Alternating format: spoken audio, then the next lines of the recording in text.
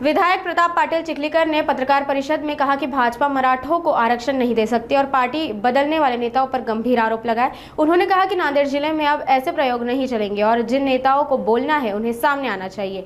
चिखलीकर ने भाजपा के नेताओं से संपर्क होने की बात स्वीकार की, लेकिन कहा कि उन्होंने राष्ट्रवादी कांग्रेस में आने का अनुरोध नहीं किया। पक्ष बदलला, पक्ष बदलताना भारतीय जनता पक्ष मराठा समाजाला आरक्षण देऊ शकत नाही एवढा गंभीर आरोप करून भाजपचा त्याग करणारा माणूस परत लाचारीने भाजपमध्ये येतो आणि असं काहीतरी बोलतो, तर त्याच्या स्थानिक पातळीवर अशा कार्यकर्त्याला उत्तर दिलं जाईल।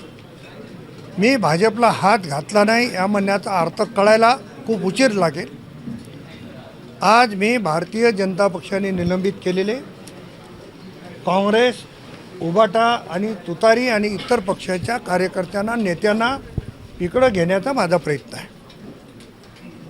मी स्वतः काही नेते मंडळीकडे जातो आहे की आपण या पक्षात आलं पाहिजे, आमच्यासोबत काम केलं पाहिजे, आम्हाला मार्गदर्शन केलं पाहिजे। त्यामुळे ज्यांनी बोलायचे त्यांनी बोललं पाहिजे।